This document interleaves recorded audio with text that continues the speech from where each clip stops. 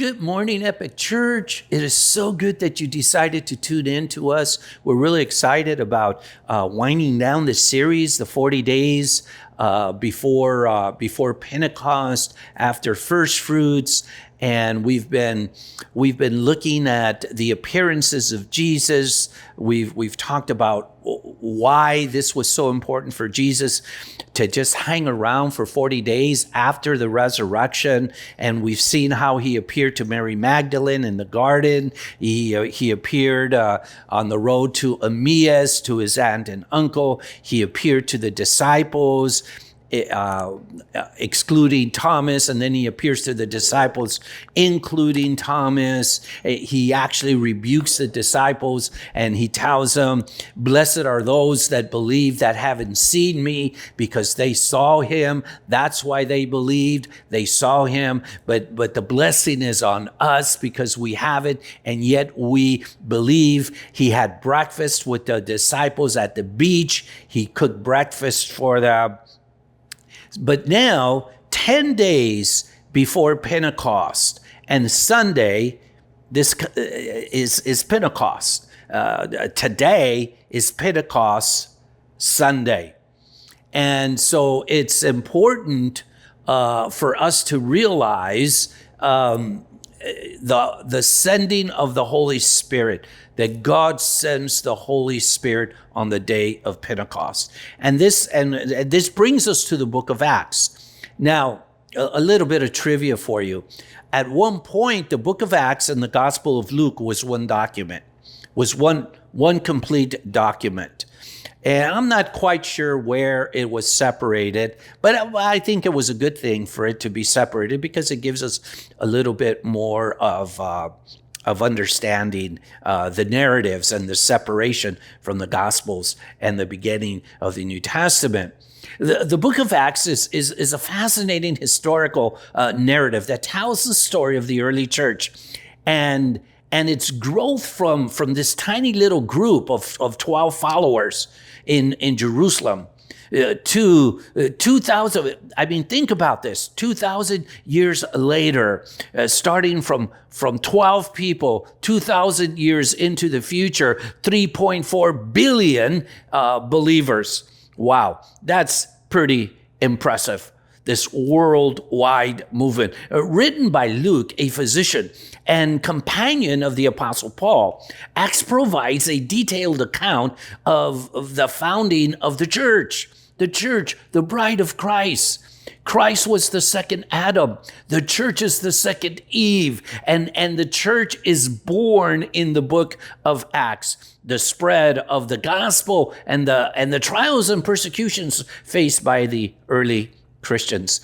The book of Acts begins with the ascension of Jesus and the commissioning of his disciples to spread the gospel to all nations. And we'll talk more about the calling is to make disciples and not get people saved, and how that has hurt Christianity, Western Christianity, when we've deviated so much from discipleships and from making disciples. The disciples received the Holy Spirit at Pentecost, and they began to preach and perform miracles. And these miracles were attracting many new converts of faith. The book provides a vivid account of the growth of the early church in Jerusalem, including the selection of Matthias. We're going to talk a little bit more about Matthias to replace Judas, and the healing of the lame man at the temple gate, which is another interesting narrative, and the trial and martyrdom of Stephen, the first martyr, and the possible effect that had when Paul watched him die with so much dignity. As the gospel begins to spread beyond Jerusalem, the book follows the travels of the Apostle Paul and his companions, including Barnabas and Silas and Timothy. Paul's missionary journeys take him throughout the Roman Empire, and he preaches the gospel to both Jews and Gentiles. And he establishes new churches and faces opposition and persecution. from both, from the Jewish people and from the Roman authorities. You know you're doing what God's called you to do when that happens. Paul remains steadfast in his commitment to spreading the gospel. And the book provides a powerful testament to his faith and perseverance. Throughout the book, the Holy Spirit plays a central role in the lives of the believers, providing guidance and strength and comfort in the face of persecution and adversity. The book also highlights the importance of community and fellowship among believers as they support one another in the face of trials and work together to spread the gospel, the good news. Overall, the book of Acts is an inspiring and informative account of the origins and the growth of the Christian church. It provides valuable historical record of the early church and its mission to spread the gospel to all the nations. And it serves as a powerful reminder of the importance of faith, perseverance, and community in the face of adversity. So in Acts chapter 2, verses 1 through 21, when the day of Pentecost arrived, they were all together in one place, and suddenly there came from heaven a sound like a mighty rushing wind, and it filled the entire house where they were sitting, and divided tongues as of fire appeared to them and rested upon each one of them. And they were all filled with the Holy Spirit and began to speak in other tongues as the Spirit gave them utterance. Now there were dwelling in Jerusalem Jews, devout men from every nation under heaven. We're going to talk a little bit more about that right now. And met this sound, the multitude came together, and they were bewildered because each one was hearing them speak in his own language.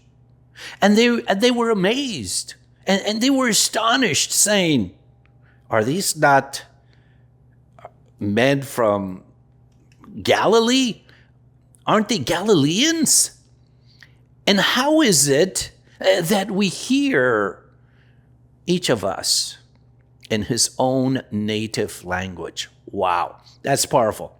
Parthians, and Medes, Elamites, residents of Mesopotamia, Judea, Cappadocia, Pontus and Asia, Phrygia and Pamphylia, Egypt, and the parts of Libya belonging to Cyrene, and visitors from Rome, both Jews and proselytes, Grecians and Arabians, would hear them telling their own, they were hearing them telling in their own tongue the mighty works of God.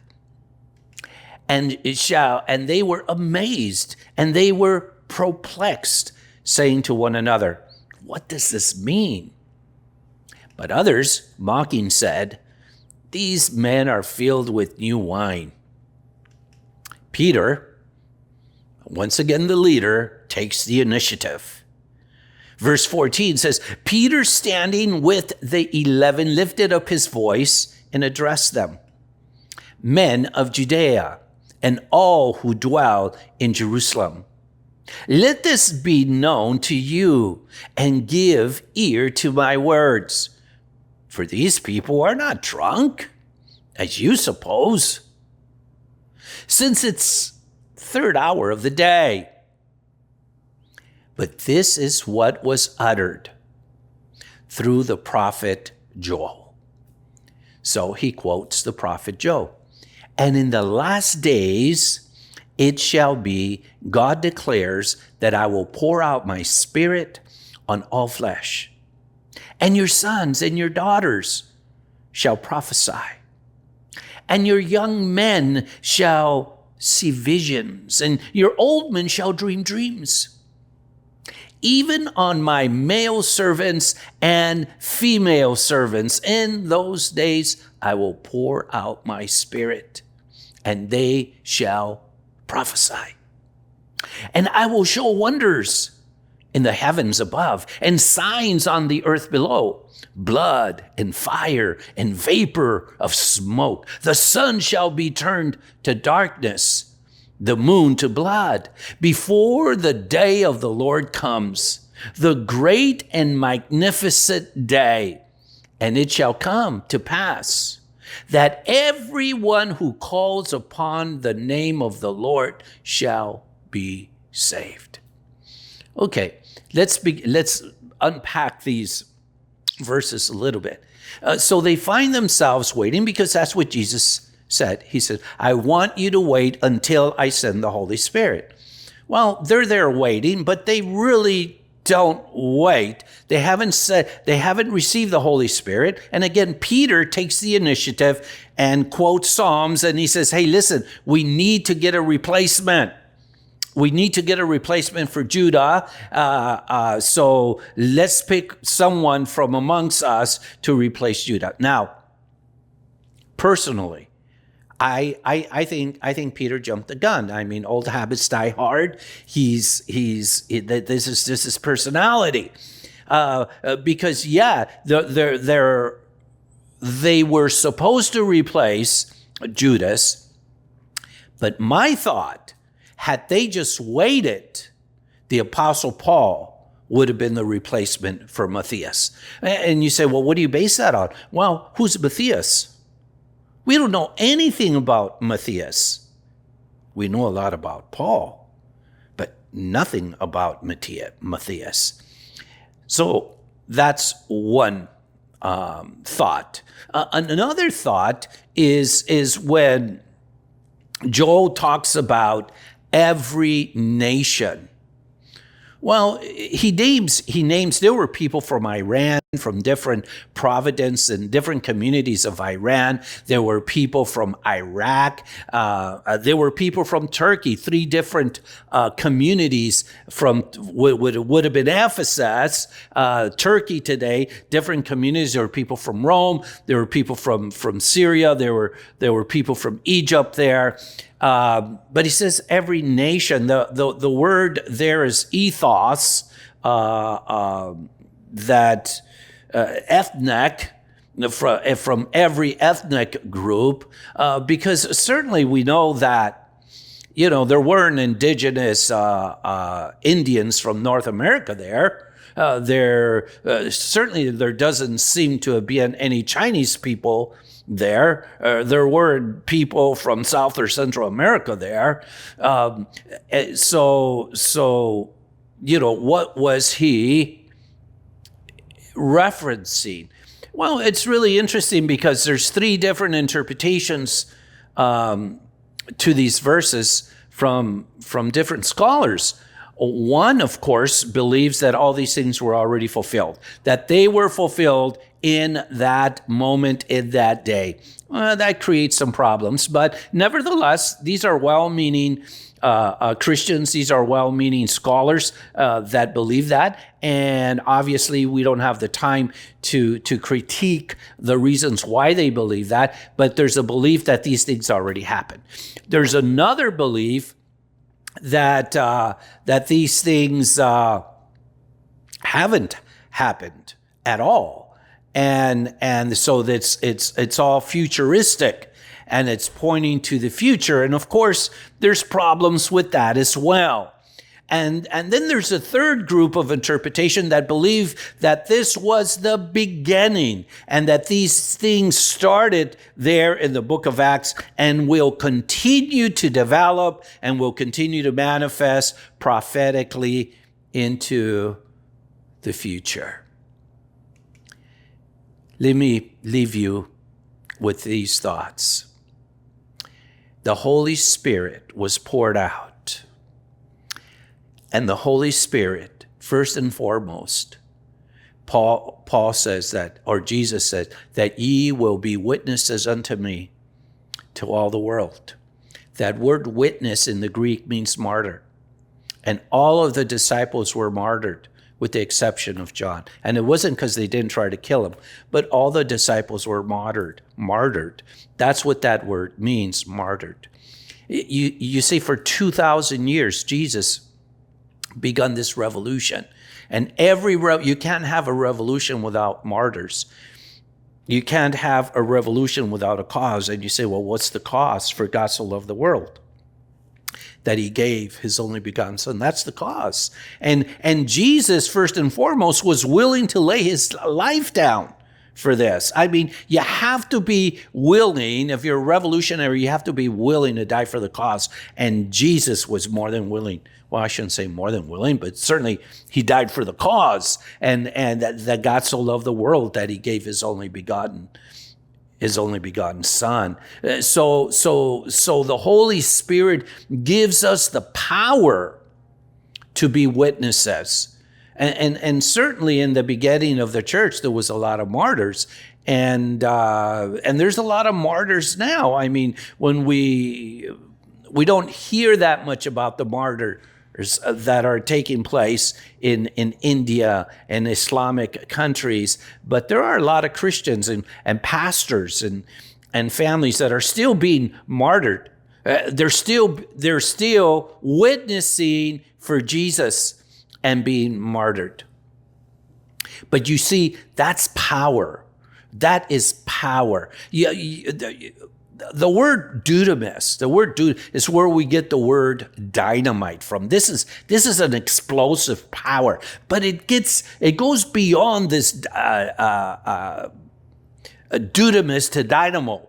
A dynamo is constantly producing, generating power. And this power of the Holy Spirit is being constantly produced in you and me, and it gives us the power to be a witness. It gives us the power to go and share Jesus with a lost and dying world. Number 2, it's the power to heal the sick. Don't be shy. Don't be afraid. Stop telling people we'll pray for you. Stop in that moment. Lay hands on them. If it's in the market, if it's at the bank, if it's in a parking lot, if it's in a church parking lot, stop telling people you'll pray for them and lay hands on them and believe that God can manifest a miracle in the uniqueness of that moment. And I really think that that's one of the reasons why we don't see that much miracles here in North America or in the United States. Christianity is because we keep telling people we're going to pray for them. And most of the time you remember, but come on, be honest. There are sometimes you tell somebody you're going to pray for them and you never do because you forget about it, because you get busy, and then you get back to it, and then finally you'll pray for them. But the Holy Spirit gives us power to heal the sick. You see, that's what made it so dynamic and so powerful. The apostles, the disciples went out and they were praying for the sick. That in the gate, the man that was laid there since childhood, and Peter's coming by, and the disciples are coming by, and he was asking for alms, and Peter said, I don't have any money. Boy, there goes that prosperity message, right? He says, I don't have any money. I'm broke. And he tells, but what I can give you, what I can give you, rise up and walk. So that's powerful. God has given us the power to heal the sick, to imitate Jesus. To imitate, Ephesians chapter 5, verse 1 says, be imitators of God as dear children. And then verse 2 tells us how we walk in love. And number 3, boy, this is a good one. Our final one, the power to cast out demons. We live in a culture and in a society where there is so much demonic activity going on. And for the most part, Christians ignore it. Christians look the other way. Christians refuse to engage engage our culture with the power of the Holy Spirit. And when we begin to engage our culture with the power of the Holy Spirit, you're going to cast out demons out of people. You're going to set people free. God has given you the power and the authority, to cast out demons. So we need to understand that. We need to understand that we are in a spiritual conflict, in spiritual warfare. So there you have it. Power to be a martyr, power to heal the sick, and power to cast out demons. Go get them. God bless you.